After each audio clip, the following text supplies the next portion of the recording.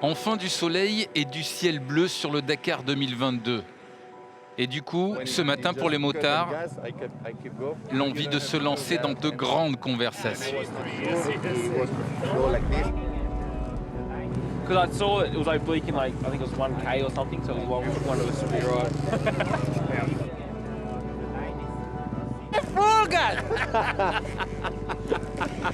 I stopped 10 seconds, 10 seconds behind, and after 10 kilometers, 1 minute.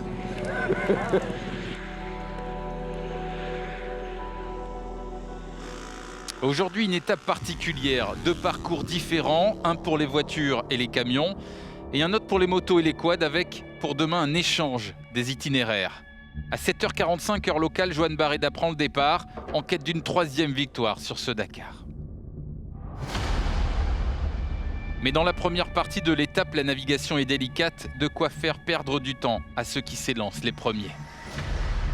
Le duo de l'écurie Chirco Gonçalves Santolino est rattrapé par Luciano Benavides et un contrôle de passage bien caché coûte la victoire à Daniel Sanders qui va se déboîter l'épaule. Pour Cornejo, c'est la meilleure journée depuis le départ avec une troisième place sur sa Honda. Ross Branch, lui, explique à l'arrivée avoir tout apprécié aujourd'hui, du début à la fin. Le moteur du Botswana se régale et termine deuxième. Danilo Petrucci, lui, entre dans l'histoire. C'est le premier ancien pilote de MotoGP à gagner une étape du Dakar, et ce malgré un petit accident en début de spécial.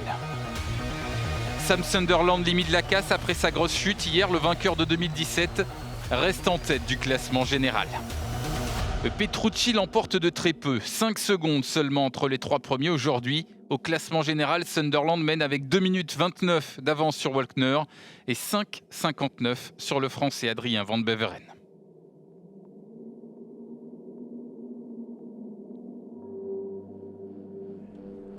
Pour Honda, des mauvaises nouvelles aujourd'hui avec la souffrance de Joan Barreda, de retour au bivouac, blessé à l'épaule ou à la clavicule et pas sûr de pouvoir continuer l'aventure.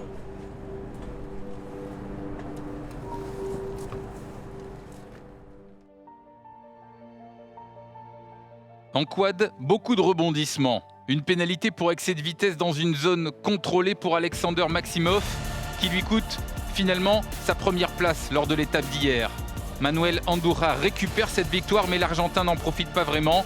Il se perd autour du contrôle de passage numéro 3 et concède 43 minutes. Même souci pour Pablo Copetti et Maximov qui laissent filer respectivement 41 et 51 minutes. Spécial écourté et Alexandre Giroud décroche sa première étape sur ce Dakar. Coup double pour le Français qui prend aussi la tête du classement général avec 27 minutes d'avance sur Copetti. Pour les voitures, aujourd'hui une étape de 421 km, le parcours qu'emprunteront demain les motards. J'ai pas l'habitude d'avoir des Dakar mouvementés comme ça, d'habitude c'est plutôt assez calme. Et là je dois dire que ouais, c'est un début de rallye compliqué.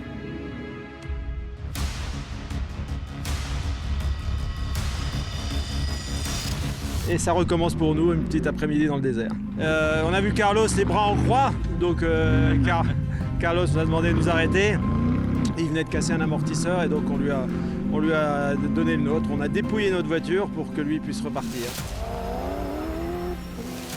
Le début c'était bon, mais ensuite on a cassé un amortisseur et on a perdu pas mal de temps. On a dû attendre Stéphane et c'est lui qui m'a donné son amortisseur. Merci à lui. Aujourd'hui, nouvelle étape du duel, Lub à Latia.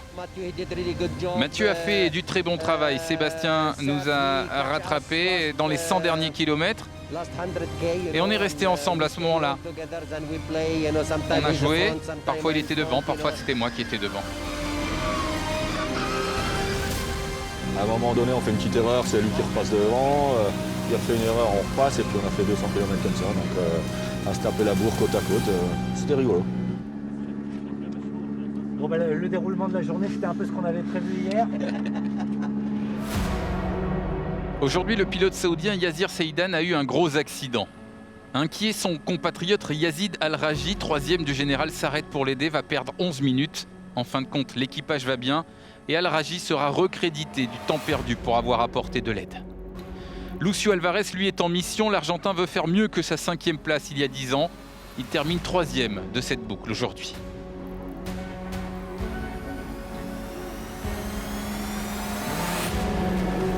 Pour Sébastien Loeb, une nouvelle 2e place, c'est la 3e depuis le début du rallye. Le vainqueur du jour, Henk Lategan, après lui aussi pas mal de déboires. 10 kilometers from the start, my door broke. Après 10 km, ma porte s'est cassée. Elle s'est ouverte et je conduisais avec la portière ouverte. Decontrol with the door flapping open.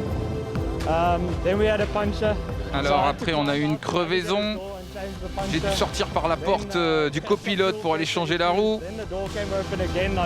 Ensuite, on a eu des problèmes de pression de carburant. Et puis la porte s'est ouverte à nouveau, une nouvelle crevaison. J'ai dû remonter par la porte du copilote. La journée la plus folle. Je n'arrive pas à croire qu'on a gagné l'étape. Et si pourtant Lategan gagne bien cette étape grâce à des bouts de scotch et l'esprit rallye raid qui règne sur ce Dakar. Sébastien Loeb, lui, récupère 3 minutes sur Nasser Al-Attiyah mais reste à distance. 35 minutes maintenant entre les deux pilotes. Dans le nouveau classement W2RC, Al-Attiyah perd la tête. C'est Sébastien Loeb qui passe premier avec 1 point d'avance. Hier soir, grand sourire sur le visage de Seth Quintero en discussion avec Nasser Al-Attiyah. Hi guys, how are you? Comment ça va les gars? Bien. Today? Comment c'était aujourd'hui? C'était bien. J'ai suivi vos traces et je m'en suis bien tiré avec une victoire. J'ai entendu que tu as gagné avec 8 minutes? Ouais, 8 minutes. Bon, malheureusement, on est en dehors du classement général. Mais on va continuer à essayer d'obtenir des victoires d'étape et voir combien on peut en gagner. J'ai entendu qu'il y avait un record de victoires d'étape sur un Dakar. C'est 9 et ça date de 1984. Donc moi, je vais essayer de battre ce record. J'espère qu'on pourra y arriver. L'Américain, avec ce record en tête aujourd'hui, il réussit son coup. 5e victoire, 8 minutes devant Sébastien Eriksson.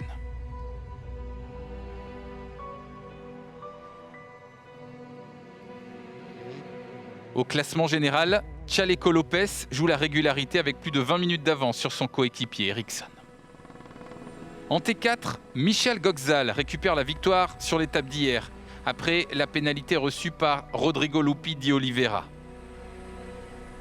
Mais après une nuit à ruminer, rien n'arrête le Brésilien aujourd'hui, qui gagne l'étape et prend la tête du classement général.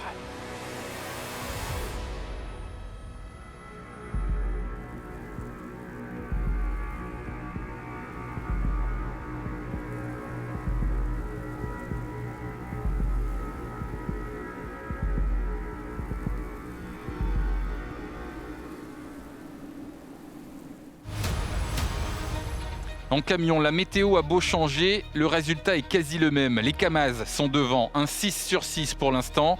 Shibalov, 3e aujourd'hui, est le seul de l'équipe russe à ne pas avoir gagné cette année. Le leader du classement général, Dmitry Sotnikov, termine 2e. En suivant toute la journée, Edouard Nikolaev dans les dunes. Andrei Karginov, lui, gagne aujourd'hui, visiblement bien remis de ses soucis d'hier.